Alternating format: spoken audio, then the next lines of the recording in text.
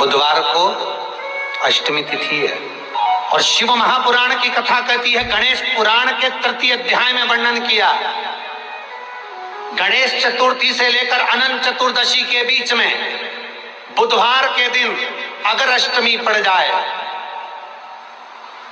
तो ऐसी कोई बीमारी नहीं जिसका इलाज ना हो पाए। कुछ ना करिए, हरा मूंग की कटोरी भर लो, मूंग जानते हो, हरे मूंग की दाल होती है ना, जो हरा मूंग, आथा मूंग हरा की कटोरी भरो, उस पर गुड़ की एक थोड़ी गुड़ की बट्टी, गुड़ की बाटी उस पर रखो, 5 बेलपत्र रख लो, और जिस व्यक्ति को बहुत भारी बीमारी है, कैंसर जैसा रोग भी है, किडनी लीवर जो भी उसके खराब हो रहे हैं, कोई तकलीफ, बहुत तकलीफ हो रही है, बस वो कटोरी में मूंग लेकर उसमें गुड़ की खोड़ी रखकर 5 बेलपत्र रखकर बुधवार अष्टमी तिथि मूंग कटोरी में भरकर गुड़ की खोड़ी रखकर गुड़ की बट्टी 5 बेलपत्र, जिसको बहुत बीमारी हो, दमा, श्वास, किडनी आदि का आदि बहुत बीमारी हो, 21 बार शरीर पर से उतार कर महाराज सीधे हाथ में रखकर नाम गोत्र खुद का बोलकर और भगवान से गणेश जी से विनती कर कर अष्टमी तिथि के दिन बुधवार के दिन उस कटोरी नहीं लेना, पुरानी कटोरी नहीं लेना, कोई कटोरी घर में नहीं हो, नई कटोरी, और उसको गणेश जी के मंदिर में पहुंचा दीजिए।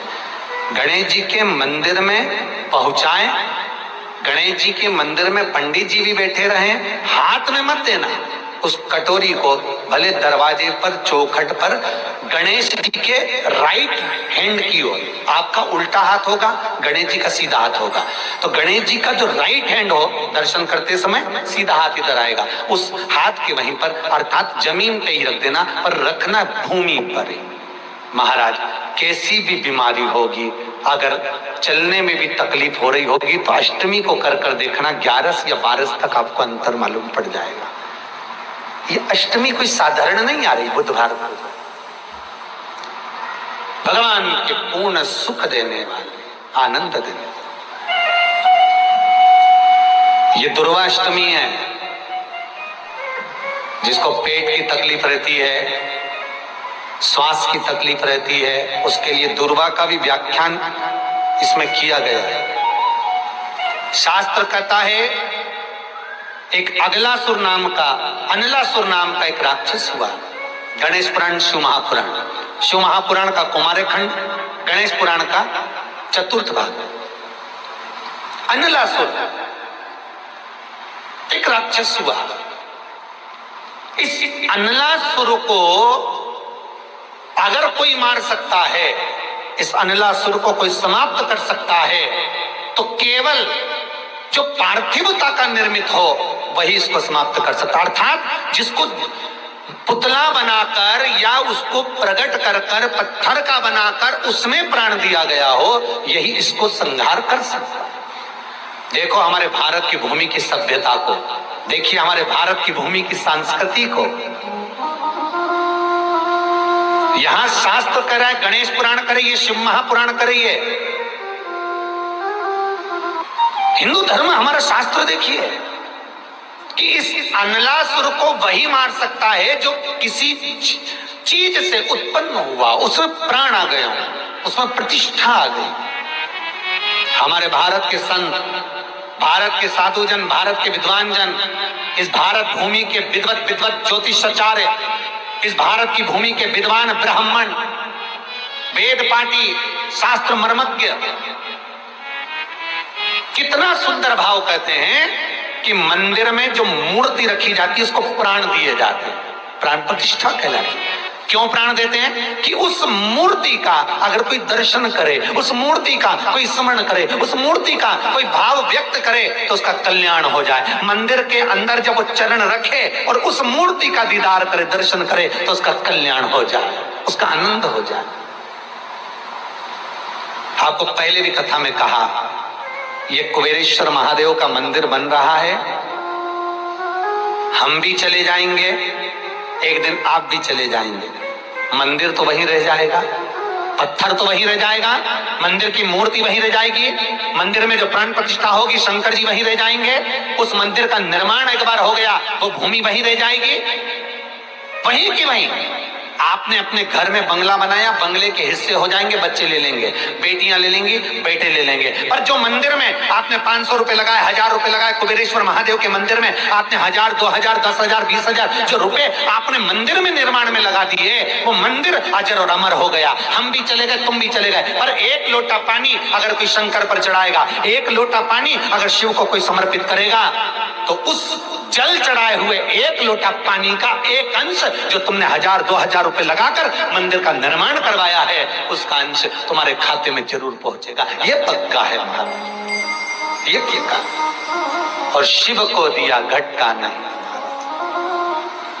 घट का नहीं। मेरे भारत भूमि के जो संत ब्राह्मण हैं, उन्होंने मूर्ति को रखकर, पत्थर को रखकर, देवता को रखकर उसमें प्रतिष्ठा कर दी। प्रतिष्ठा करने का मतलब ही है ये कि उसमें भगवान के प्राण आ गए। कोई दर्शन करने आए तो उसको पुण्य मिले, कोई दर्शन करने आए, कोई फल चढ़ाने, फूल चढ़ाने, दूध चढ़ाने, बेलपत्र चढ़ाने, समीपत्र चढ़ाने आए तो उसका फल उसको मिले, उसका फल प्राप्त हो। प्रतिष्ठा। अनलासुर को वही मार सकता है जो एक किसी रूप में उसमें प्राण दिएगा। बोलो हर हर महादेव, जिसमें प्राण है। अब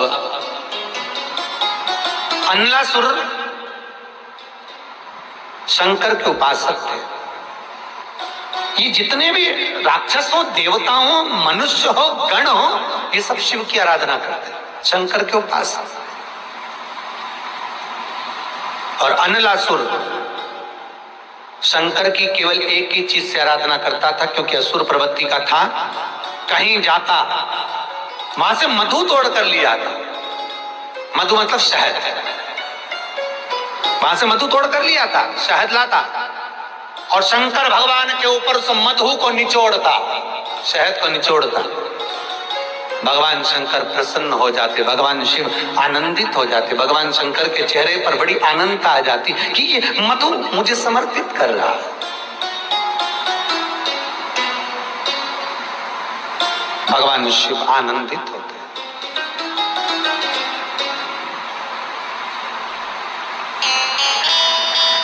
शंकर भगवान प्रकट हुए।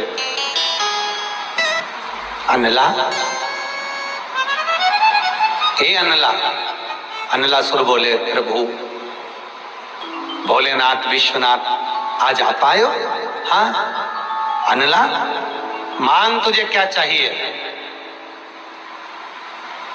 अनलासुर कहते हैं, भोलेनाथ मैं आपकी आराधना करता हूं, पर देवता मुझे मारना चाहते हैं, मुझे मारना चाहते हैं। वृत्ति में जब भगवान समाहित हो जाएगा, अनलासुर कहता है भोलेनाथ मुझे देवता मारना चाहते हैं क्योंकि मैं असुर प्रवृत्ति का हूं, मैं राक्षस प्रवृत्ति का हूं, पर मैं आपका उपासक हूं, मैं आपकी आराधना करता हूं। क्या चाहता है मांग अनला। अनलासुर कहता है मैं किसी के द्वारा मरूं ना, मेरे शरीर पर किसी का अस्त्र शस्त्र प्रयोग ना हो, इस शरीर पर ना सुदर्शन लगे, इस शरीर पर कोई बाण लगे, ना कोई शरीर पर घाव हो, मेरा शरीर खंडित ना हो। अगर मरूं तो जैसा हूं वैसा की वैसा ही जाऊं, तो बात है, खंडित होकर नहीं जाना। शिवजी ने पूछा क्यों? तो खंडित क्यों नहीं होना चाहता? बहुत सुंदर प्रसंग है महाराज अनलासुर का, श्री गणेश पुराण और शिव महापुराण में, बहुत प्रेम से सुनिए आप लोग।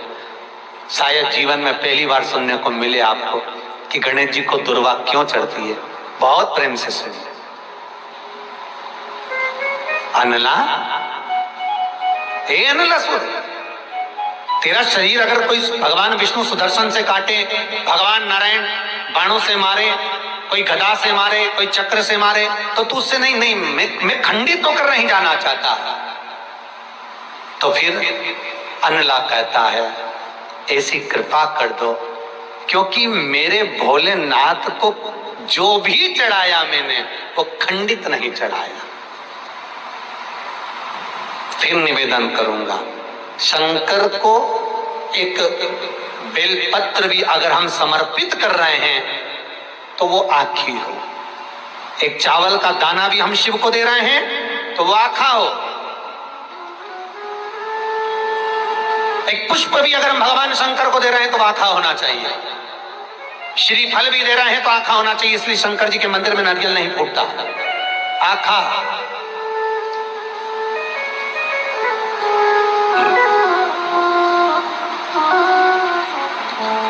समर्पण भी हो तो पूर्ण हो, आखा, आधा नहीं। मैंने, अनलासुर कहता है जीवन में आपका भजन करा है, शिव ये शरीर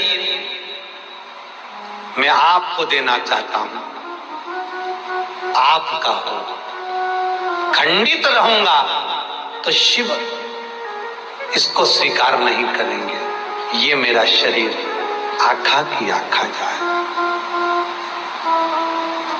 बहुत सुंदर प्रसंग है, शंकर भगवान से आपकी कहना, इस शरीर को ऐसा मत बना देना कि पलंग पर पड़ी रहूं, बहू बच्चे सेवा करें ऐसा मत बनाना।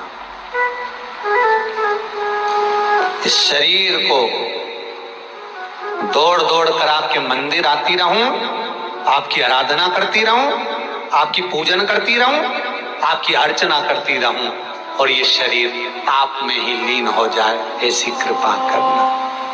मरना तो है, सबको मरना, ऐसी ये शरीर कहीं तड़पे ना। अनलासुर कह रहा है ये खंडित ना हो, ठीक है। अनलासुर का उपद्रव मच गया, चारों तरफ हाहाकार मच गया, भगवान विष्णु युद्ध करने आए, हार कर चले गए, ब्रह्मदेव आए, हार कर चले गए, इंद्र आए, हार कर चले गए, 33 कोटि देवता युद्ध करने आए, अनलासुर से हार कर चले गए। मरता ही नहीं है, क्योंकि शस्त्र का प्रहार ही नहीं हो पाता, प्रयोग ही नहीं हो पाता। क्या करा जाए? सब देवता शिव की शरण में गए, बोले बाबा से जाकर निवेदन करा। उस समय पर भगवान शंकर काशी भ्रमण कर रहे थे। मेरे शंकर का नियम है, प्रतिदिन शाम का समय मेरे भोलेनाथ पार्वती के साथ में भ्रमण पर निकल जाते काशी। हमारा प्यारा भोलानाथ आया काशी में आनंद देना। अनलासुर को गणेश जी निगल गए, उधर में जलने लगा, उधर जल रहा है, तपन हो रही है। भगवान गणेश दौड़ कर आए भगवान शिव के पास। शंकर भगवान ने कश्यप ऋषि को देखा, कश्यप ऋषि गए और दुर्वा तोड़ कर लिया, दुर्वा लाकर गणेश जी को दी। गणेश जी ने दुर्वा चबाना चालू करी, अंदर जो अनलासुर था भगवान शंकर की प्रसादी पाकर अनलासुर तृप्त हो गया, भगवान के पेट की जलन समाप्त हो गई। गणेश जी महाराज ने कश्यप ऋषि से कहा, सुनो कश्यप बाबा, आपने मुझे दुर्वा समर्पित करी है, ये दुर्वा जो मुझे देगा वो वैभव प्राप्त करेगा, जो दुर्वा मुझे समर्पित करेगा उसके जीवन में रोग दूर हटेगा। शंकर भगवान कहते हैं, गणेश ये दुर्वा बुधवार के दिन, अष्टमी तिथि के दिन, जो अष्टमी बुधवार इस बार पड़ रहा है उस दिन समर्पित करिए। इस दुर्वा का अलग अलग महत्व है महाराज। कुएं के पास की सफेद दुर्वा, कुएं के पास की सफेद दुर्वा, यदि 41 दुर्वा प्रत्येक बुधवार को गांठ लगाकर गणेश जी को समर्पित कर कर वापिस उठाकर उस दुर्वा को खाली पेट, आपके घर में भी गणेश जी होंगे, उनको समर्पित करो। खाली पेट इस दुर्वा को केवल चबा चबा कर खा लो और आधे घंटे बाद पानी को पी लो। बुधवार की बुधवार 5 बुधवार करना, गणेश जी को चढ़ाना। सफेद दुर्वा को गणेश जी को समर्पित कर कर चबा चबा कर खाना। उदर की प्रॉब्लम, जो भी मसा आदि की प्रॉब्लम होती है, उदर से जुड़ी हुई होती है, जिस चीज से जुड़ी होगी, पेट की जितनी प्रॉब्लम होगी आपको, जितनी भी प्रॉब्लम होगी, वो सारी 5 बुधवार करना। 6ठे बुधवार को जरूरत ही नहीं पड़ेगी। कितनी भी प्रॉब्लम हो पेट से, कितनी,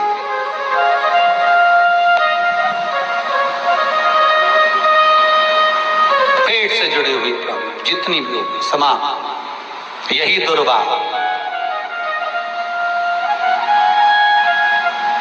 शिव महापुराण की कथा कहती है, यदि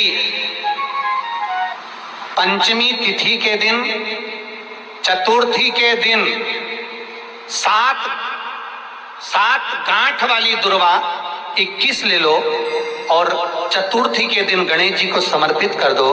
पंचमी तिथि को उस दुर्वा को उठाकर दूध में डाल दो और उस दुर्वा को दूध में डालकर उस दूध में उस दुर्वा को मल लो, और जिसके सफेद चमड़ी पड़ गई हो, चर्म रोग हो गया हो, उस दूध को उस दुर्वा के साथ, दूध नहीं भी हो तो पंचमी के दिन दुर्वा का लेपन शरीर पर कर लें। आधे घंटे तक करने पर पंचमी को प्रदोष काल में स्नान कर लें।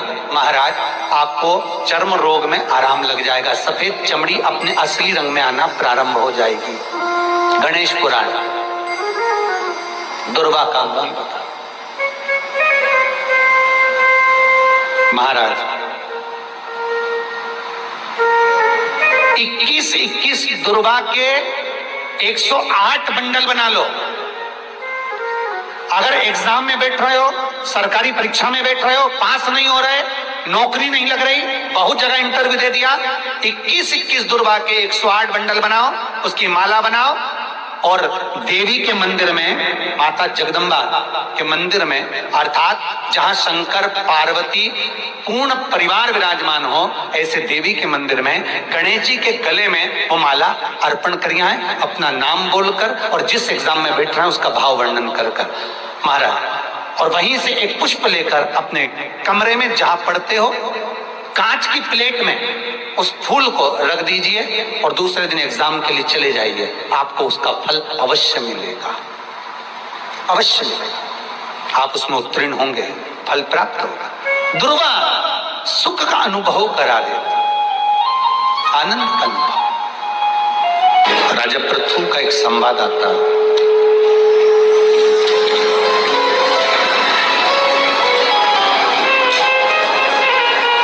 राजा पृथु का एक संवाद बड़ा सुंदर है, जिसके अंतर्गत उन्होंने दरवाजे पर एक संत भिक्षा के लिए आए और जब संत भिक्षा के लिए आए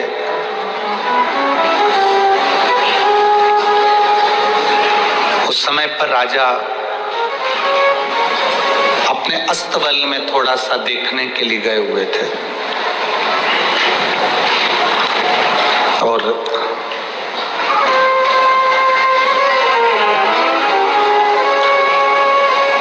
जब अस्तबल में देखने के लिए गए हुए थे तो उस समय पर एक संत ने आकर राजा के सामने आवाज लगाई, महाराज बहुत भूख लग रही है, आप मुझे कुछ खाने को दे दो।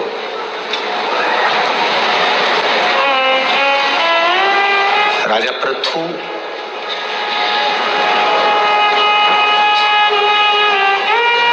संत की उस मांगनी पर, संत की उस भिक्षा पात्र में घोड़े की लीद उठाकर डाल देते हैं। घोड़े की लीद उन्होंने भिक्षा पात्र में डाल दी।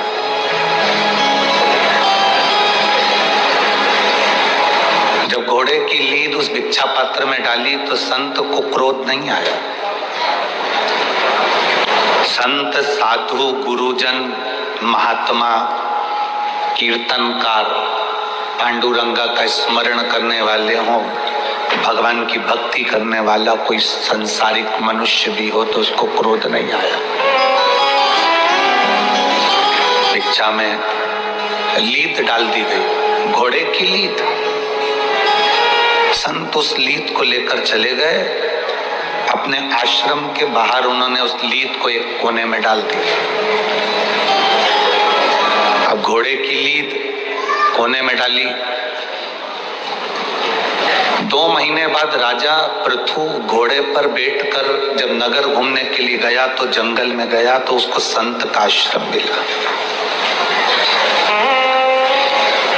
उसने महाराज जी को प्रणाम करते हुए विचार करा कि ये संत के पास में कोई घोड़ा नहीं दिख रहा, कोई अस्तबल नहीं दिख रहा, पर ये संत की कुटिया के पास में ये इतनी सारी घोड़े की लीद का ढेर लगा हुआ है। कम से कम 25-50 किलो लीद यहाँ पड़ी हुई है, तो मतलब यहाँ तो कोई घोड़ा दिख नहीं रहा। फिर ये लीद कहाँ से आ गई? राजा उस संत के चरणों को प्रणाम कर कर बोला, महाराज आपके यहाँ कोई घोड़ा नहीं दिख रहा, तो ये लीद इतनी सारा ढेर कहां से आ गया घोड़े की लीद का?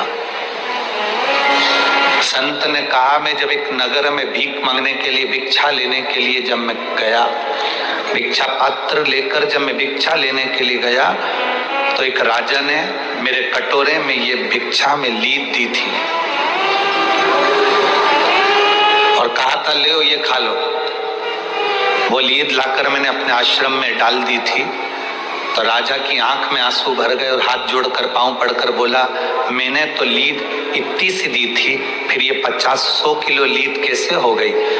संत कहते हैं जो दान किया है वो बढ़ता भी तो है।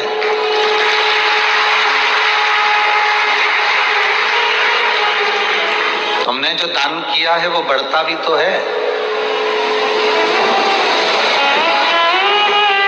महाराज क्षमा करें, मैंने आपको खाने को लीद दी थी। संत कहते हैं राजन, अब तुमने जो दान करा था वो बढ़कर तुम्हें मिलेगा। ये इतनी जो लीद है ना, ये तुम्हें ही खाना पड़ेगी। ये संसार की रीति है। झूठा दिया है तो झूठा खाना पड़ेगा, अच्छा दिया है तो अच्छा खाना पड़ेगा। शिव महापुराण की कथा तो यहाँ तक कहती है कि तुम्हारा ससुर भी भोजन करने बैठे तो जैसे तुम्हारी पति की थाली लगाती हो प्रेम से, ऐसे ससुर की थाली लगना चाहिए प्रेम से। ससुर की थाली लगना चाहिए प्रेम से।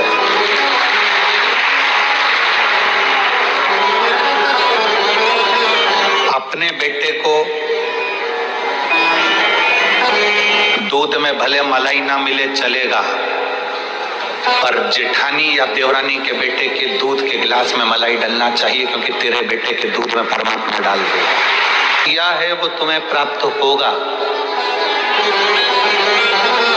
किसी को अच्छा दिया तो अच्छा मिलेगा, किसी को बेकार दिया तो बेकार मिलेगा। राजा ने कहा, मुझे, राजा पृथु कहते हैं, मुझे लीद खाना पड़ेगी? गोबर, ये घोड़े की लीद? हाँ महाराज क्षमा कर दो मुझे, मैं क्या करूं कि ये लीद मुझे खाना ना पड़े? उसका कोई उपाय? लोग कहते हैं सियोर वाले महाराज जी उपाय बताते हैं, पर एक एक पुराण को उठाकर देख लीजिए। राजा परीक्षित ने भी सुखदेव जी से पूछा था, 7 दिन में मेरे प्राण छूटेंगे, मेरे बचने का उपाय? नारद जी को श्राप लगा तो नारद जी ने भगवान विष्णु से पूछा था कि मेरे परम धाम जाने का उपाय? दशरथ जी के घर में जब संतान नहीं हुई तो उन्होंने विश्वामित्र बाबा, उन्होंने वशिष्ठ बाबा से प्रार्थना करी थी कि मेरे यहाँ संतान होने का उपाय। यशोदा जी के घर में जब संतान नहीं हुई तो उनकी माँ पाटला देवी ने भगवान शंकर के सम्मुख में संत से कहा था मेरे बेटी के घर में संतान हो जाए, उसका उपाय। सुधर्म नाम के ब्राह्मण की पत्नी घूष्मा के संतान मर गई, उसको प्राप्त करने का उपाय। विष्णु पुराण, अग्नि पुराण, नर्मदा पुराण, ब्रह्म विवर्त पुराण, पद्म पुराण, नारद पुराण, श्रीमद् भागवत पुराण, शिव महापुराण, स्कंद पुराण, जितनी भी पुराण उठाकर देखोगे उसमें कुछ ना कुछ, पूरी कथा को पढ़ना है, उसमें लिखा है इसका ये उपाय संतों ने बताया, साधुओं ने बताया। केवल सीहोर वाले महाराज ने नहीं बताया, वो तो बदनाम सीहोर वाला महाराज हो गया, नहीं तो उपाय तो पूरी पुराणों में बताए गए। देवऋषि नारद ने भी पूछा कि उपाय बताओ। दशरथ जी के घर में औलाद नहीं हुई, संतान नहीं हुई, तो उन्होंने पूछा उपाय बताओ।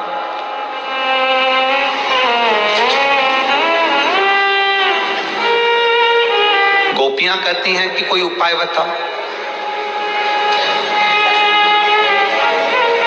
अब उसको समझने वाला तो समझ सकता है, पर ना समझने वाला तो ये सोचेगा कि महाराज ने बता दिया, टोना वाला महाराज है, टोटके वाला महाराज।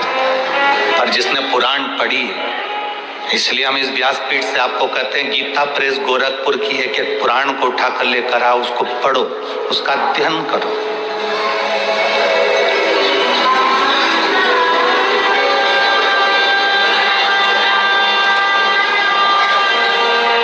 और तेरी कृपा बिना न हिले, बिना आईडी के आप कहीं सफर नहीं कर सकते। फ्लाइट से जा रहे हो, ट्रेन से जा रहे हो, जहाज से जा रहे हो, उसमें आपकी आईडी का होना, आपके पास परिचय पत्र होना, आधार कार्ड होना, पैन कार्ड होना, ये बहुत जरूरी है।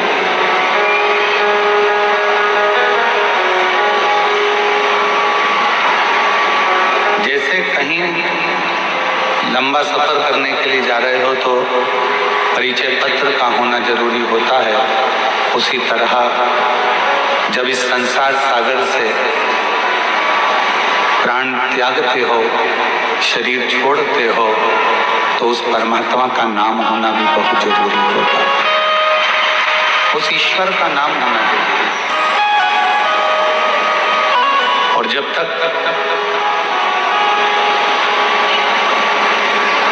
इस मृत्यु लोक में रहो, इस संसार सागर में रहो, इस भूमि पर रहो, तब तक उस परमात्मा का नाम स्मरण करते रहो।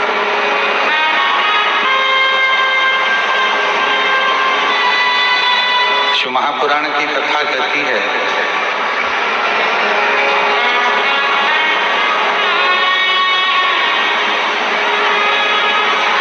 $21,600 श्वास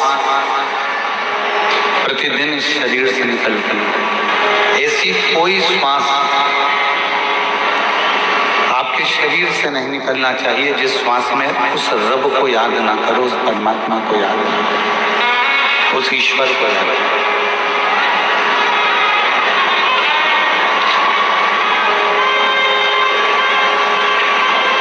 क्यों? ना जाने कौन सी श्वास 21,600 श्वास में से वो कौन सी श्वास होगी जो आखिरी होगी, ये किसको मालूम।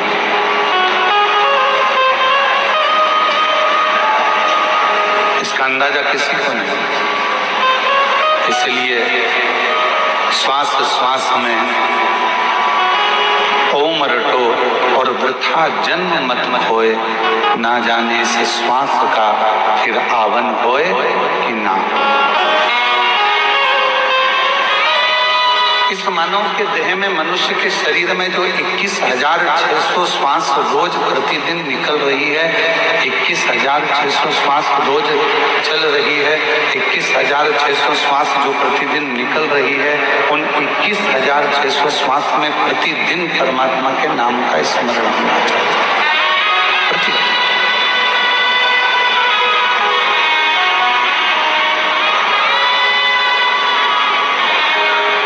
एक बार माँ पार्वती जी, जगत जननी अम्बा जगदम्बा, माँ जगत जननी दुर्गा भवानी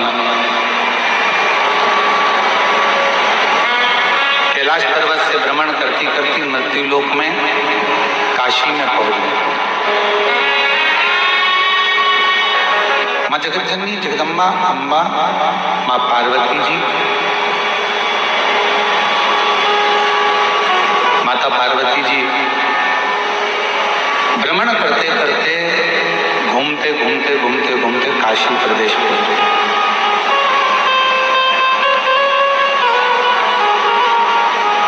और पार्वती जी जब काशी प्रदेश पहुंची, काशी में पहुंची,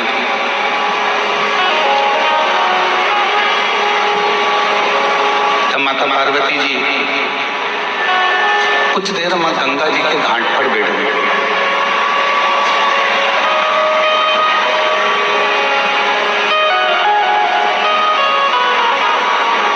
और मां गंगा जी के घाट पर काशी में जब पहुंचकर पार्वती जी बैठी, गंगा की लहरों की अटकलियां मां पार्वती जी देख रही है।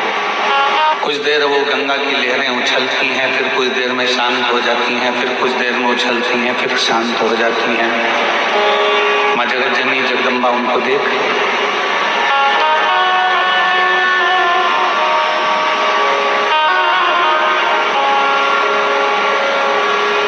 शिव महापुराण की कथा कहती है वो गंगा की जो लहरें उछल रही थी, थोड़ी देर में वो शांत हो गई। कहते हैं जिसने अपनी जिंदगी में बुरा वक्त देखा होता है, जो बहुत संघर्ष से जीवन को जिया हुआ होता है, बहुत बुरा वक्त उसने अपनी जिंदगी में देखा हुआ होता है, तो शिव पुराण कहती है जिसने अपनी जिंदगी में बुरा वक्त देखा होता है, संघर्ष का समय देखा होता है, वो जिंदगी में कभी किसी का बुरा नहीं करता, वो दूसरे का बुरा करने में लगा रहता है। क्यों? क्योंकि उसके पास पहले का वैभव है, उसके पिताजी छोड़ कर गए, जमीन छोड़ गए, जायदाद छोड़ गए, संपदा छोड़ गए, धन दौलत छोड़ गए, गाड़ी बंगला छोड़ गए, तो वो दूसरे का बुरा करने में लगा है कि इसको मुझे आगे बढ़ने नहीं देना। पर जिसने अपनी जिंदगी का बुरा वक्त देखा, बहुत संघर्ष किया, बहुत बुरा वक्त देखा, बहुत तकलीफ का समय देखा, वो जिंदगी में कभी किसी का बुरा नहीं करता, क्योंकि उसको मालूम है कि मैंने भी अपनी जिंदगी में बहुत बुरा वक्त देखा है और बहुत संघर्ष किया। गुरु नानक देव जी ने बाले के मन में बहुत सारे प्रश्नों को देखा।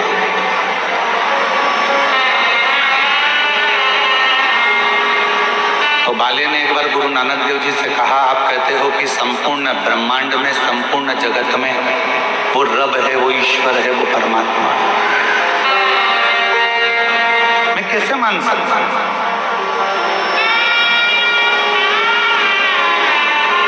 बाले ने कहा गुरु नानक देव जी से, मैं कैसे मानूं कि पूरे संसार में, पूरी जीव में, जल में, थल में, आकाश में, वायु में, चराचर में, सब में रब है, सब में ईश्वर है, सब में परमात्मा है, मैं कैसे मानूं? तब गुरु नानक देव जी ने बाले को एक कबूतर दिया, इस कबूतर को ले जाओ।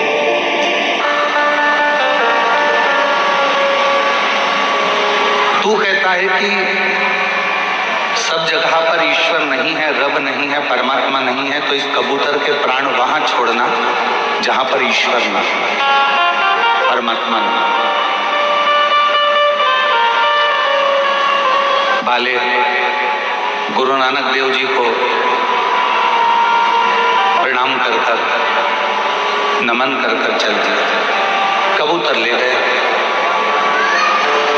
जंगल में पहुंचा तो एक पेड़ के नीचे उस कबूतर को वो मारने के लिए आतुर हुआ, पर उसके मन में आया कि इस पेड़ पर कोई पक्षी बैठा होगा, वो देख रहा होगा। खुले आसमान में वो कबूतर को मारने के लिए आतुर हुआ, तो उसके मन में आया कि वो आकाश में कोई पर होगा तो देख रहा होगा। जहां बाले जाता उसके मन में ये भाव प्रकट हो जाता कि ईश्वर यहाँ भी है, ईश्वर वहाँ भी है, ईश्वर वहाँ भी है, रब यहाँ भी है, रब वहाँ भी है, रब संपूर्ण जगत में, संपूर्ण तलातल में, रसातल में, वायुचर में, आकाश में, हर जगह पर वही रब, वही ईश्वर दिख रहा है। बाले उस कबूतर को लेकर गुरु नानक देव जी के पास वापिस आ गए। गुरु नानक देव जी बड़े मुस्कुरा कर पूछे, बाले तू तो कह रहा था कि रब सब दूर है ही नहीं, फिर इस कबूतर को तूने मारा क्यों नहीं? बाले ने कबूतर को तो उड़ा दिया और गुरु नानक देव जी के चरण पकड़कर कहा कि गुरु की जो वाणी होती है वो साधारण नहीं होती है। गुरु की वाणी ने कह दिया कि रब सब जगह पर है, तो वो ईश्वर हर जगह पर नजर आता है।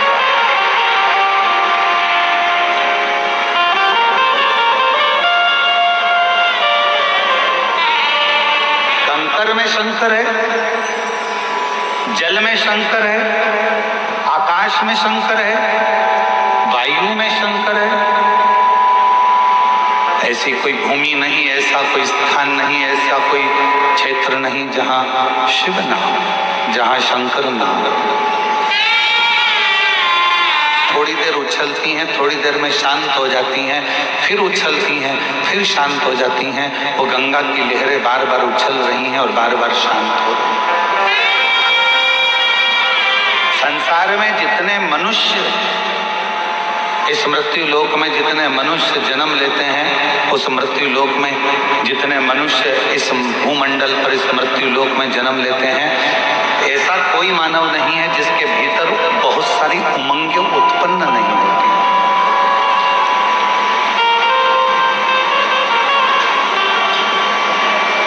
ऐसा कोई नहीं है जिसके भीतर बहुत सारी उमंगें उत्पन्न नहीं हो रही हो, बहुत सारी तरंगें उत्पन्न नहीं हो रही हो, बहुत सारी उमंगें उसके अंतर्गत नहीं आ रही।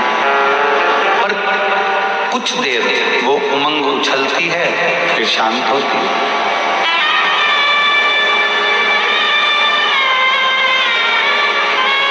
जब माता पार्वती जी बैठी रही, कुछ देर बाद बाबा देवाधिदेव महादेव भगवान शंकर पार्वती जी से मिलने के लिए आए।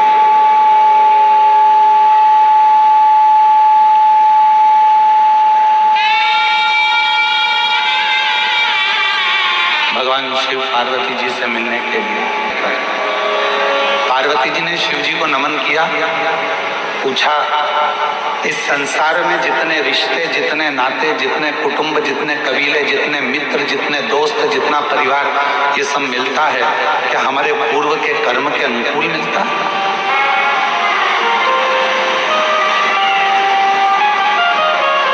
क्या हमारा पूर्व का कोई कर्म हुआ है जिसके अनुसार हमको ये सब मिलते हैं? भगवान शिव ने कहा, सुनो पार्वती,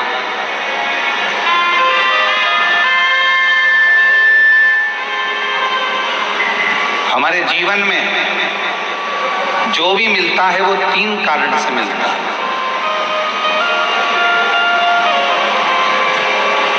जगतजननी, इस संसार सागर में जितने भी मिलेंगे, चाहे माँ मिले, पिता मिले, भाई मिले, बहन मिले, पत्नी मिले, बेटे मिले, बेटी मिले, मित्र मिले, काका मिले, काकी मिले, चाचा मिले, चाची मिले, बुआ मिले, फूफा मिले, मामा मिले, मामी मिले, तुम्हारे जितने पड़ोसी मिले, रिश्तेदार मिले, कोई दोस्त मिले, कोई बाहर के मिले, जितने भी मिलते हैं ये किसी कारण से मिलते हैं। उसके 3 कारण। पहले नंबर का, यदि इस संसार सागर में आपको कोई मिल रहा है तो वो आपको या तो कुछ सिखाने के लिए आता है, तो आपको कुछ ना कुछ सिखाने के लिए मिला। दूसरा, संसार सागर में यदि कोई मिल रहा है, दूसरा कारण है कि वो आपको कुछ लौटाने के लिए आता है, कुछ देने के लिए।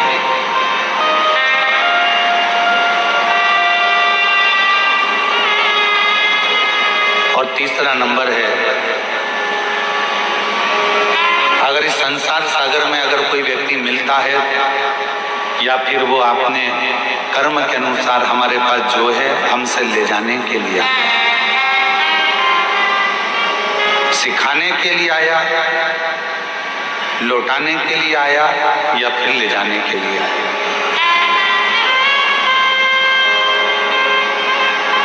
कोई व्यक्ति आपसे मिला, आप उससे कुछ सीख सकते हो तो सीख लो।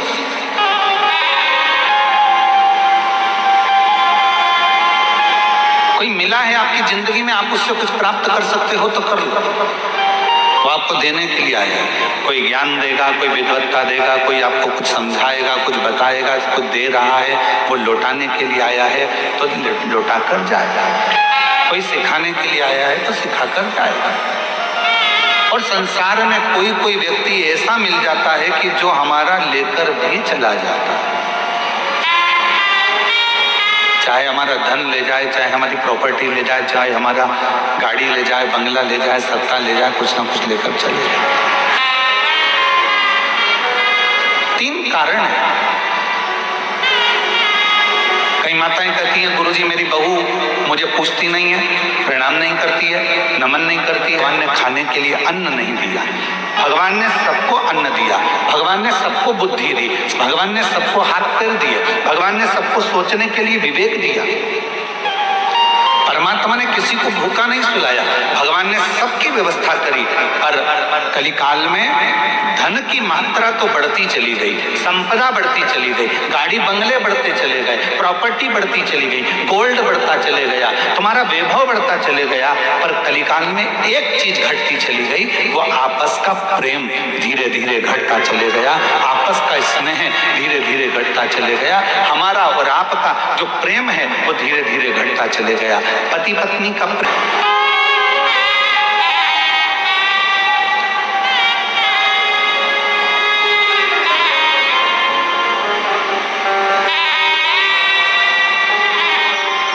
जो जगत में कभी सुनने को नहीं मिला वो इस जगत में सुनने को मिलता है कि पति पत्नी का प्रेम घट गया तो नीले ड्रम सामने आ गए।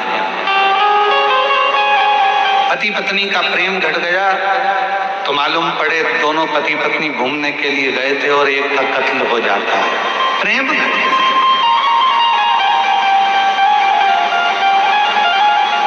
धन बड़ा है पर प्रेम घटा, महल बड़ा है पर प्रेम घटा, बंगला बड़ा है पर प्रेम घटा, दौलत बड़ी है पर प्रेम घटा। और शिव महापुराण की कथा कहती है मेरे शंकर भगवान से सीखो कि शिव जी के पास ना तिजोरी थी, शंकर जी के पास ना कोई अलमारी थी, शिव जी के पास ना कोई स्वर्ग जैसा वैभव था। शंकर भगवान तो इसी भूमि पर कैलाश पर रहते थे, जो आता था उसको कुबेर भंडारी भंडार लुटा कर दे देता। अपने खुद के बिल्कुल दाता और दयालु ये 2 शब्द हैं।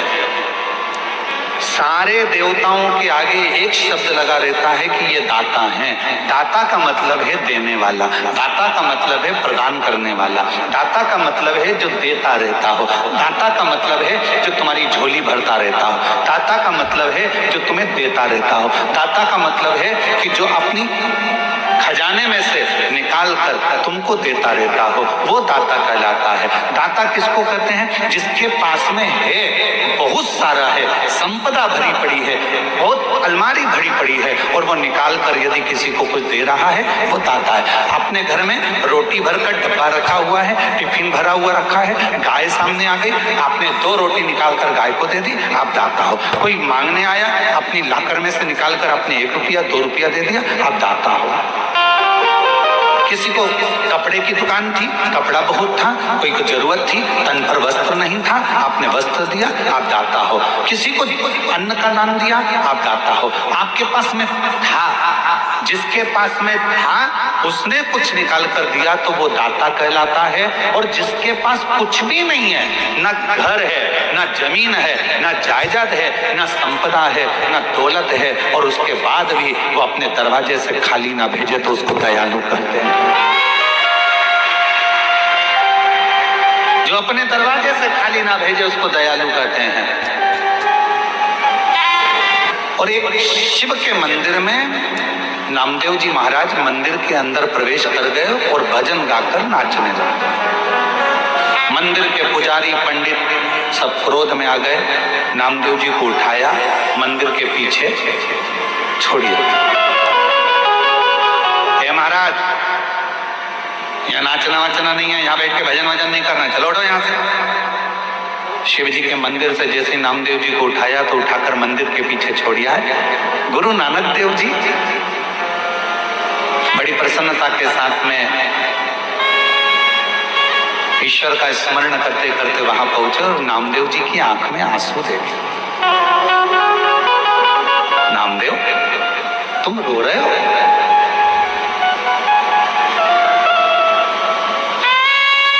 नामदेव, तुम रो रहे हो?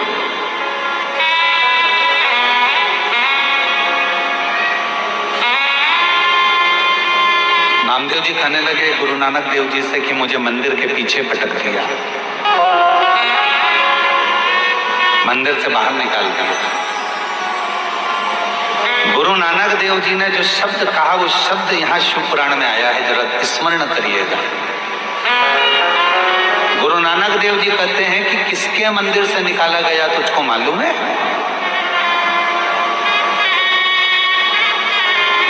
नामदेव, किसके मंदिर से निकाला गया तुझको मालूम है? नामदेव जी कहने लगे शिव के मंदिर से। गुरु नानक देव जी कहते हैं जो अंदर शिव है ना, उसको दयालु कहते हैं। दयालु वो होता है जिसके पास देने के लिए भंडार भरा हुआ नहीं होता तो भी उसके दरवाजे से कोई खाली नहीं जाता, उसको दयालु कहते हैं। शिव जी के पास में कोई तिजोरी नहीं है, शंकर जी के पास कोई अलमारी नहीं है, शंकर जी के पास कोई वैकुंठ जैसा सुख नहीं है, शंकर जी के पास बहुत सारा खजाना नहीं है, शंकर जी के पास में बहुत सारी कोई जमीन जायदाद प्रॉपर्टी धन दौलत संपदा नहीं है, क्योंकि अगर होता और देते तो दाता कहलाते। उनके पास कुछ भी नहीं है, भस्म लपेटे हैं, मृगछाला पहने हैं, गले में सर्प धारण करे हैं, मस्तक पर चंद्र है, गंगा बह रही है, त्रिपुंड धारण करे हैं, उनके पास कुछ भी नहीं है। गुरु नानक देव जी कहते हैं ये दयालु है। और दयालु का मतलब नामदेव जी ने पूछा क्या होता है, तो गुरु नानक देव जी ने कहा जहां बैठे हो, मंदिर के पीछे बैठे हो नामदेव जी, तो मंदिर के पीछे उस परमात्मा को याद करना प्रारंभ करो। अगर दयालु कृपा करेगा तो मंदिर का गेट भी बदल देगा। और वो मंदिर का गेट हाथ को घुमा दिया। भगवान शंकर ने दयालु शब्द का संबोधन निभाया है मेरे से।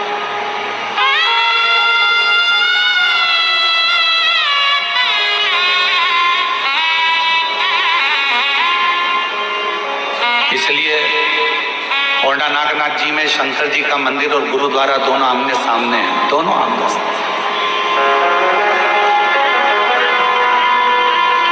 भक्ति का बल प्रबल, क्यों ना? शिव को दयालु कहा गया। किसी देवता के आगे दयालु शब्द का संबोधन लगा ही नहीं, केवल एक देवता के आगे लगाया गया है, वो देव अधिदेव महादेव के आगे लगाया गया है। क्योंकि शंकर जी के पास जो आता है कुछ नहीं है, फिर भी खाली नहीं भेजते हैं। लंका का राजा रावण आया, रावण ने कहा मुझे ये चाहिए, सोने की लंका ले जा। शिव जी के पास कौन सा सोना था? कुछ भी नहीं, फिर भी सोने की लंका दे देते हैं। शिव जी ने तुरंत सोने की लंका दे दी। उसने कहा प्रभु मुझे ये चाहिए, ले जा। भस्मासुर ने कहा मैं जिस पे हाथ रखूं वो भस्म ले जा। जिसने जो मांगा उसको दे दिया। गणेश जी ने कहा प्रथम गिनती, प्रथम गिनती। षडानंद कार्तिक ने कहा ये चाहिए, ले जा। राजा श्वेत ने देखा कि इसके प्राण जाने वाले, श्वेत को प्राण दे दिया। मार्कंडे बाबा को उम्र दे। ये सब शिव दे सकता, शंकर दे सकता।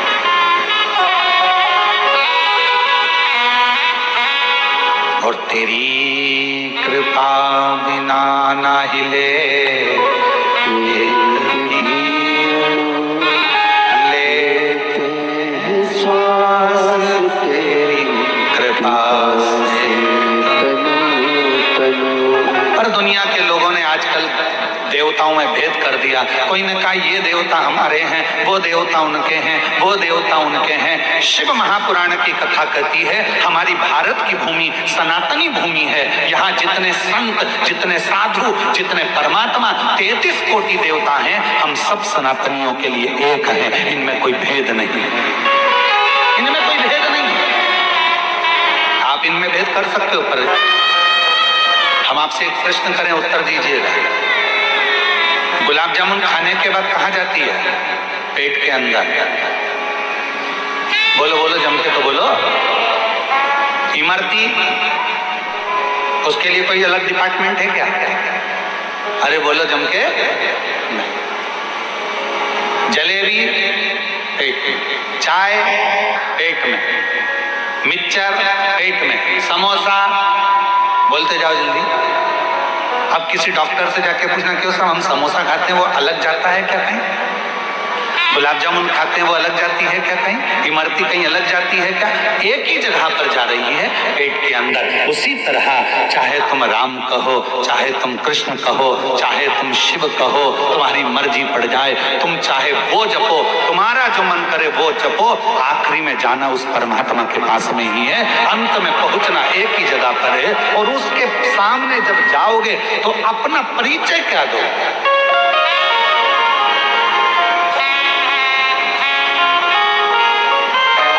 देखो पुत्र राम की ही माया है।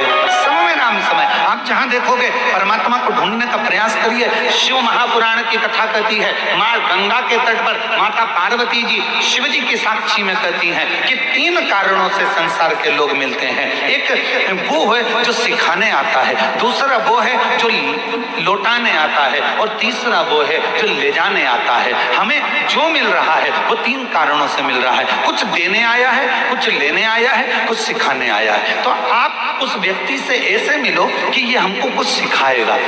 बचकर रहना, कहीं कुछ ले जाएगा, क्योंकि उसकी जिंदगी में सर्वम शिवम ही रह जाता है।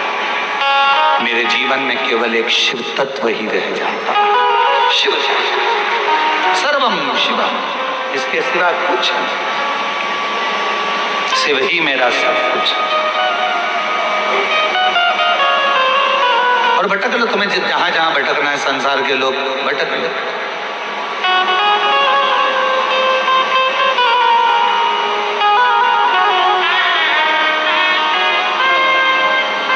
कल एक माता जी ने पत्र भेजा था, उस पत्र में लिखा था कि हमारी पड़ोसन हमारे ऊपर कोई तंत्र मंत्र विद्या करती रहती है। अब हम उस पत्र को निकालेंगे, पढ़ेंगे तो अच्छा नहीं लगेगा। हम उन माता जी से कहना चाहते हैं कि दुनिया में अगर तंत्र मंत्र विद्या होती रहती और लोग कहते हैं कि इसने ये कर दिया, इसने टोना कर दिया, इसने जादू कर दिया, इसने ये कर दिया, उसने वो कर दिया, अगर सबसे ज्यादा जादू टोना अगर होता, कोई अच्छा धनपति होता, उस पर करते। तुम्हारा टूटा फूटा झोपड़ा, छोटी सी दुकान, उस पर कौन तंत्र मंत्र करेगा, कौन विद्या करेगा, कौन क्या करेगा? इसमें भय न उत्पन्न करो, इसमें डरो मत, आडंबर में मत पड़ो, ढोंग ढकोसले में मत पड़ो कि उसने कुछ कर दिया तो मेरी तबीयत खराब होगी, उसने कुछ कर दिया तो मेरा जीवन खराब हो गया, उसने कुछ कर दिया तो मेरी दुकान नहीं चल रही, उसने कुछ कर दिया तो मेरा मकान नहीं बन रहा, उसने कुछ कर दिया तो मेरा ऐसा हो गया, उसने कुछ कर दिया तो मेरे बेटे की शादी नहीं हो रही, उसने कुछ कर दिया तो मेरी बेटी का ब्याह नहीं हो रहा, उसने कुछ कर दिया तो मेरा गर्भ नहीं ठहर रहा। ये हमारा भीतर का भ्रम है, ये हमारे भीतर का भ्रम है जिसमें हम पड़े हुए हैं। किसी ने कह दिया तुम्हारा गर्भ से बच्चे नहीं हो रहे, उसका कारण है कि किसी ने तुम्हारा गर्भ बांध दिया, किसी ने ये कर दिया। ये हमारे भीतर का भ्रम है, इस भ्रम को मिटा दो। और इस भ्रम को मिटाओगे कैसे? अगर कोई तुमसे कहे कि तुम्हारा ऊपर किसी ने विद्या कर दी, तुम्हारे ऊपर किसी ने टोना कर दिया, किसी ने तुम्हारे ऊपर विद्या कर दी, उससे कह देना मेरे ऊपर दुनिया की कोई विद्या नहीं हो सकती। क्यों? क्योंकि मैं उसको भजती हूँ जो शमशान में रहता है, वो देवाधिदेव महादेव है, शंकर है, जो शमशान में निवास करता है, जो शमशान का वासी है, जो शंकर स्वयं शमशान में निवास करता है। मैं उस पर 1 लोटा जल चढ़ाती हूँ, मैं शंकर भगवान को 1 लोटा जल रोज चढ़ाती हूँ। और यदि मैं शिव पर 1 लोटा जल चढ़ाती हूँ तो वो शमशान में रहने वाले पर कभी भी तंत्र मंत्र कोई प्रयोग नहीं हो सकता।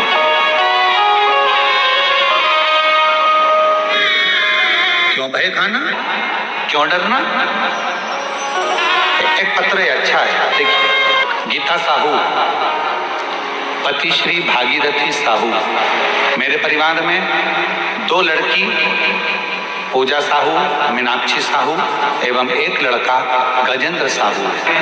जहां भी शिव महापुराण होता है सभी जगह पंडाल में बैठकर कथा सुनती हूँ। उसका कारण ये है कि मुझे जितने भी लोग कहते थे कि तुम्हारे घर विद्या कर दी, तुम्हारे घर टोना कर दी, आइए आ जाइए, आ जाओ बेलपत्र ले, टोना कर दिया, तुम्हारे बच्चे कभी सरकारी नौकरी नहीं कर सकेंगे, तुम्हारा बच्चा कभी लाइन से नहीं लग पाएगा, तुम्हारी बेटी कभी सक्सेस नहीं हो पाएगी, किसी ने कुछ कर दिया। जिस दिन से मैंने आपकी शिव महापुराण की कथा सुनना जल चढ़ा गुरुदेव, मैंने नियम बना लिया, दुनिया के लोग कुछ भी कहें, पंडाल में जाकर कथा सुनूंगी। एक पंडाल जहां जहां कथा होती है सभी जगह पंडाल में बैठकर कथा सुनती हूँ, बताए गए उपायों को पालन करती हूँ। चल रहा है, आप लोग साथ पढ़ सकते हैं, पालन करती हूँ। शिव महापुराण होने से बाद हमने अपने घर के आंगन में भगवान शिव जी को मंदिर बनाकर प्रतिष्ठित कर दिया। तब से बाबा की ऐसी कृपा हुई गुरुदेव। आप कथा में कहते हो कि जिस गांव में, नगर में, शहर में, कॉलोनी में, सोसाइटी में शंकर का मंदिर होता है वहां का विकास अपने आप होता है। हमने अपने घर में ही, घर के बाहर शिव जी को विराजमान कर दिया। हमारे ऊपर बाबा की ऐसी कृपा हो गई, लोग कुछ कुछ कहते थे, बाबा ने संभाल लिया। गुरुदेव, श्री शिवाय नमस्तुभ्यम का स्मरण करती हूँ, स्टीकर सबदूर बांटती हूँ। कोई मंदिर के ऊपर भी अगर कहीं लिखने का मौका लगता है तो लिख देती हूँ श्री शिवाय नमस्तुभ्यम। पशुपतिनाथ का व्रत करते हैं। मेरे तीनों बच्चे, उनके मन में आया कि मम्मी हमारी सरकारी नौकरी लग सकती है, क्या हम ऐसा कर सकते हैं? मेरे तीनों बच्चे मेरे कहा कि सियोर वाला बाबा कहता है मेहनत 4 गुनी करना, रात दिन एक करना, खूब पढ़ाई करना, उसके बाद शहद लगाकर बेलपत्र शिव को लगाकर जाना। बाबा को मैं धन्यवाद देती हूँ गुरुदेव। आज मेरा पुत्र गजेंद्र साहू सन 2023 में नीट पास कर लिया और MBBS जोधपुर AMS में सिलेक्शन हो गया। गुरुदेव, लगातार 2 साल तक मेरा बेटा कांवड़ भरने के लिए सीहोर जाता रहा। लगातार 2 साल तक सीहोर कांवड़ यात्रा में गया, कांवड़ यात्रा करी और बाबा कांवड़ यात्रा कर कर बाबा ने उसका हाथ पकड़ लिया। गुरुदेव, 1 महीना बाद मेरी लड़की पूजा साहू, उसने भी कहा माँ मैं भी शिव जी की आराधना करूंगी, और वो भी शंकर की आराधना में लग गई। और बाबा की ऐसी कृपा हुई कि मेरी बेटी पूजा साहू का पुलिस विभाग में सिलेक्शन हो गया।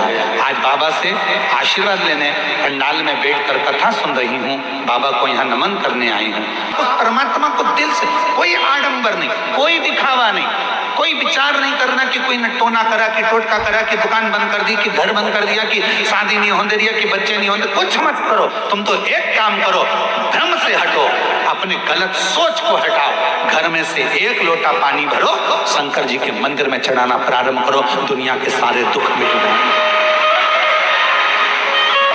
दुनिया के सारे कष्ट। एक पत्र अच्छा है, वापिस सुनो, अच्छा पत्र। मैं अनीता राजपूत, पति श्री अवतार सिंह राजपूत।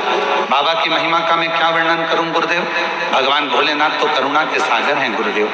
मेरी शादी 2013 में हुई थी, जिसके बाद 13 वर्ष तक मुझे संतान का सुख नहीं हुआ।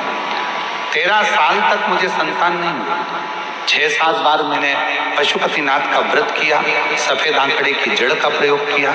लोग तो कहते थे कि तुम कभी मां नहीं बन सकती, किसी ने कुछ कर रखा, पर मैंने शिव पर भरोसा करा, शंकर जी का द्वार नहीं छोड़ा, पशुपति व्रत नहीं छोड़ा।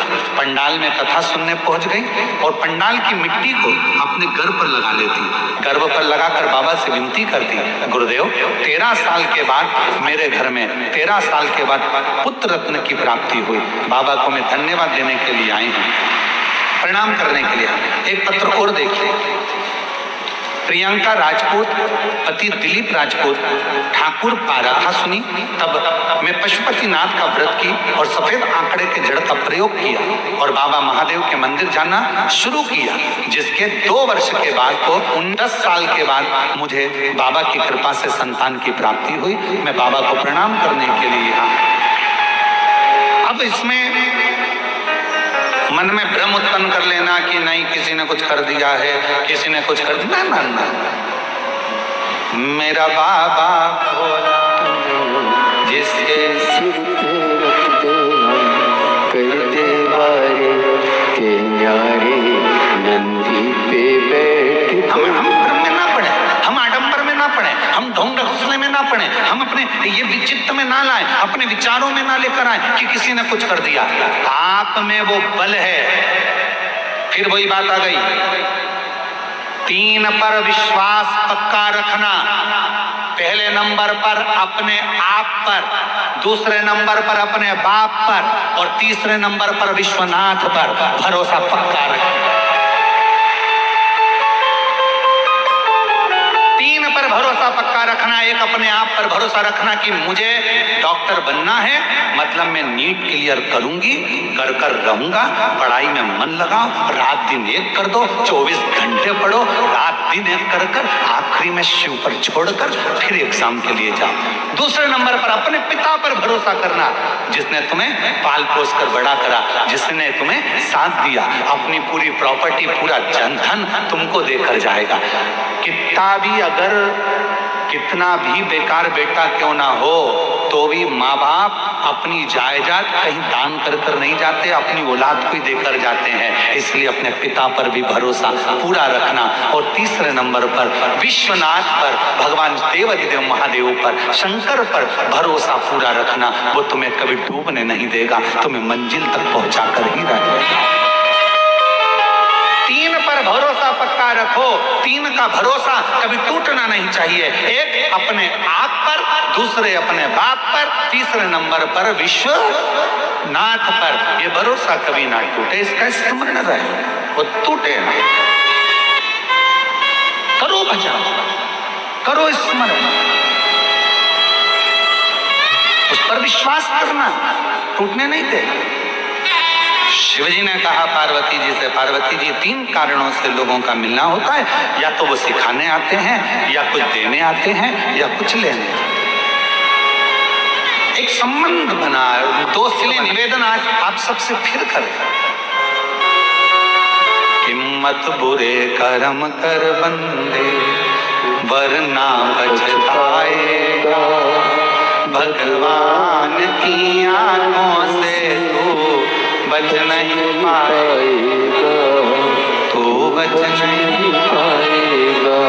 शंकर भगवान को याद कर कर जिस ज्योतिर्लिंग का वो स्मरण करता है और उसके मन में ये आ जाता है कि बाबा मुझे अगला जन्म देना तो इस ज्योतिर्लिंग के पास में देना, तो उस संसार के मनुष्य का अगला जन्म उसी ज्योतिर्लिंग के पास में होता है। महाराज, ये आद्रा आज का वो दिन है कि 1000 शिवरात्रि का व्रत कर लो, 1000 सोमवार के व्रत कर लो, 1000 सोमवार की अष्टमी का व्रत कर लो।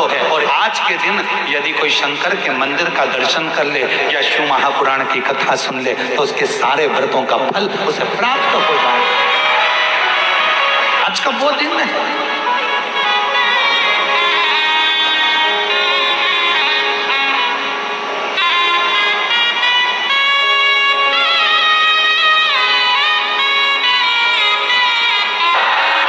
ये जीवन का एक सुख है, जीवन का एक आनंद है। हर हर बोल बम का नारा है, श्री शिवाय सारी समस्या का हल, बस एक लोटा जल चढ़ाओ। पर एक लोटे जल से तुम किसी को डराओ मत ही हो।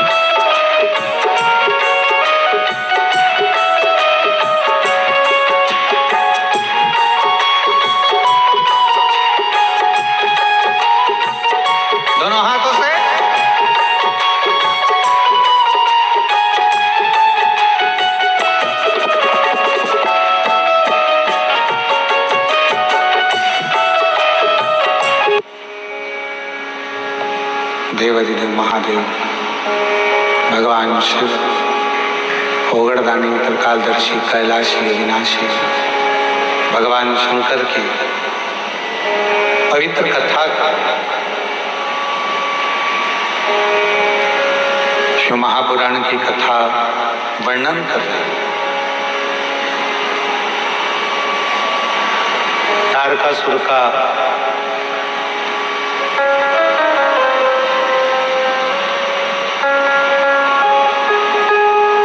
तीन पुत्र हैं तारकासुर।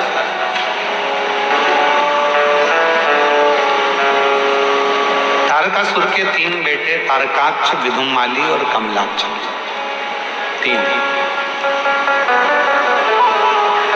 जब तारकासुर चला गया, प्राण छूट गया, शिव जी का ऐसा भक्त था तारकासुर, भगवान शंकर का ऐसा उपासक था तारकासुर, जो था असुर पर शिव की भक्ति के बिना एक क्षण नहीं देता।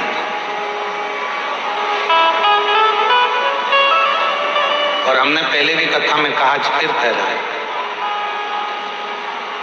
33 कोटि देवता में केवल एक देव अधिदेव महादेव ऐसे हैं जिनका कोई दुश्मन नहीं। 33 कोटि देवता में केवल एक देव अधिदेव महादेव है जिसमें जिनका कोई दुश्मन नहीं है। देवता भी उनकी पूजन करते हैं, गंधर्व भी उनकी पूजन करते हैं, अप्सराएं भी उनकी पूजन करती हैं, पशु भी उनकी पूजन करते हैं, पक्षी भी उनकी पूजन करते हैं, नाग भी उनकी पूजन करते हैं, किन्नर भी उनकी पूजन करते हैं। जिनका आराधना साधना सब करते हैं वो केवल एक है, देव अधिदेव महादेव। और जिसने भी भजा उसको मिला।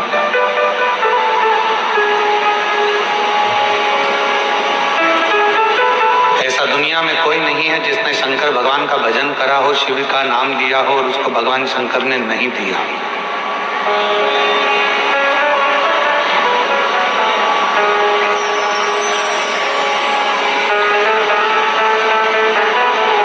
जिसने भजा है उसको मिला। तारकासुर ने केवल भगवान ब्रह्मा जी से एक ही वर मांगा था कि मुझे अगर वर देना चाहते हो तो ऐसा वर दो कि मरूं तो शिव जी के पुत्र के द्वारा मरूं, शिव जी के बेटे से मरूं। तारकासुर ये जानता था कि शंकर भगवान ने अखंड समाधि लगा ली है। माता सती के जाने के बाद शिव जी अखंड समाधि में डूब गए हैं। वो विवाह नहीं करना चाहते, शादी नहीं करना चाहते। तो उनके मन में आया, अगर शिव विवाह नहीं करेंगे तो मेरी साधना तो अधूरी रहेगी। तब तारकासुर ने वर मांगा भगवान ब्रह्मदेव से कि अगर मरूं तो शंकर भगवान के बेटे के द्वारा, पुत्र के द्वारा। अब तारकासुर को मारना है तो भगवान शंकर का विवाह करना जरूरी है। देवताओं ने शिव जी की समाधि को तोड़ने के लिए कामदेव को भेज दिया। अब शास्त्र कहता है कि गुरुजी आप कहते हो कि शंकर भगवान की तप साधना को कोई नहीं तोड़ सकता, शंकर भगवान की साधना को कोई नहीं छोड़ सकता, फिर शंकर भगवान ने, कामदेव ने शिव जी की समाधि को क्यों तोड़ दिया? भाई ध्यान देना, स्मरण में लेना, शिव जी सती के पति, कामदेव रति के पति। सती और रति ये दोनों दक्ष प्रजापति की बेटी है। शंकर भगवान को लगा मेरा साड़ू भाई आया है और मेरा साड़ू भाई आया है, ये कामदेव आया है, अगर मैं नेत्र नहीं खोलूंगा तो अतिथि का अपमान हो जाएगा, इसका सम्मान करना और इसका सम्मान करना जरूरी है। शिव जी ने अपना नेत्र खोला, कामदेव जलकर भस्म हो गए, रतिमा रोती रही, बिलखी। शंकर भगवान का विवाह पार्वती जी के साथ में पक्का हुआ। भगवान के तेज पुंज को ले जाकर गंगा जी के जल में छोड़ा गया। गंगा की धार से 6 पुत्रों ने जन्म लिया। कृतिकाओं ने उसका पालन करा। जब 6 ही एक साथ रोने लगे, 6 ही एक साथ दूध पीने लगे तो कृतिकाएं परेशान हो गई। हाथ में गंगा का जल लेकर उन्होंने 6 को एक कर दिया तो मुख तो 6 रह गए, शरीर एक हो गया, जिनका नाम षडानंद कार्तिकेय हो गया। बोल कार्तिकेय महाराज की। षडानंद कार्तिकेय जिनका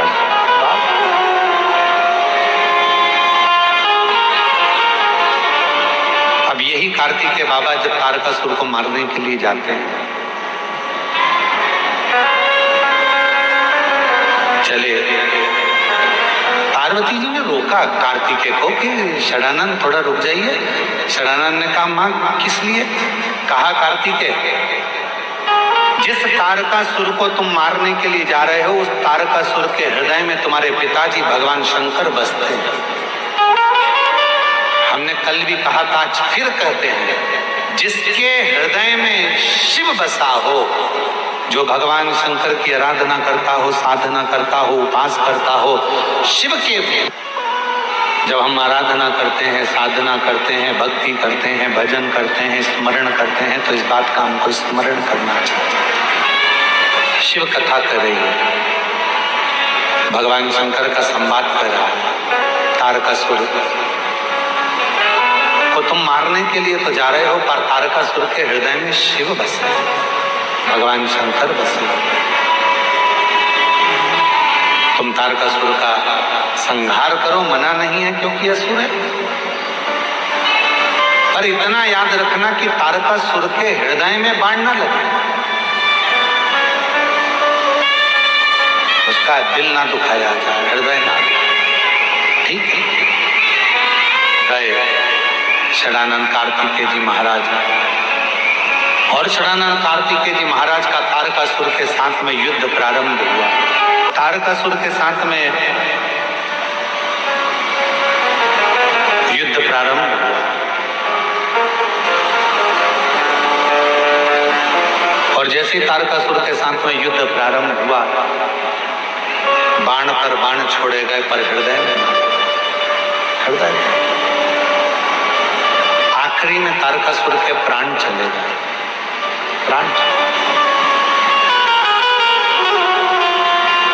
एक बड़ी सुंदर सा बात आती है, हम फिर निवेदन करेंगे कि जिसके शरीर में अगर कोई बहुत बड़ा रोग आ जाता है, कोई बहुत बड़ी बीमारी अगर शरीर में लग जाती है, कोई रोग लग गया, कोई बीमारी लग गई, कोई बहुत बड़ा रोग आ गया, बीमारी आ गई, डॉक्टर को दिखाओ, जांच भी कराओ, हॉस्पिटल भी जाओ और अच्छे से अच्छे डॉक्टर को दिखाओ, पर साथ में एक काम और करो, जब बहुत बड़ी बीमारी लग गई, उसका कोई हल नहीं निकल रहा, कोई रिजल्ट नहीं आ रहा, डॉक्टर की दवाई भी चल रही है, जांचें भी चल रही है, तो साथ में एक बेलपत्र लो, बीच वाली पत्ती पर एक चावल का दाना रखो, बीच वाली पत्ती, एक दुर्वा, दुर्वा जानते हो ना, दूब, हरी दूब, एक दुर्वा और एक पीला कनेर का फूल, ये साथ में रखकर नंदी के पास बैठकर त्र्यंबक मंत्र का जाप कर, और अगर मालूम पड़े कि त्र्यंबक मंत्र नहीं आता है तो पंचाक्षर मंत्र का जाप करो, नमः शिवाय। षडाक्षर मंत्र का जाप करो, ओम नमः शिवाय। और वो भी नहीं ले सकते तो नंदी के पास बैठकर श्री शिवाय नमस्तुभ्यम बोलकर अपने मन का भाव कहकर, बाबा बहुत रोग से ग्रसित हूं, मेरे महाकाल राजा, मेरे बाबा केदारनाथ, मेरे बाबा अमरनाथ, हे मेरे बाबा कृष्णेश्वर नाथ, कृपा करो, रोग से मुक्त करो। बाबा से प्रार्थना कर जो चावल, बेलपत्र, दुर्वा, कनेर का पुष्प है वो शिव जी के ऊपर समर्पित कर दो, और एक लोटा जल, जिस ओर जल बहता है उत्तर की ओर, उससे विपरीत में खड़े हो दक्षिण की ओर। दक्षिण की ओर खड़े होकर उत्तर की ओर मुंह कर कर जल चढ़ाना प्रारंभ करो, धीरे धीरे उसी बेलपत्र के ऊपर जल पूरा चढ़ जाए, उसमें से दुर्वा बेलपत्र औषधि के रूप में बाबा से मांग कर लाओ। बेलपत्र दूसरे दिन सुबह खाली पेट उसको खा लो, और दुर्वा प्रदोष काल में शाम के समय जब प्रदोष काल आए उस समय पर उस दुर्वा को चबा चबा कर खा लो। धीरे धीरे धीरे धीरे रोग का निवारण होने लगेगा और तुम्हें दवाई लगने लगेगी, औषधि लगेगी।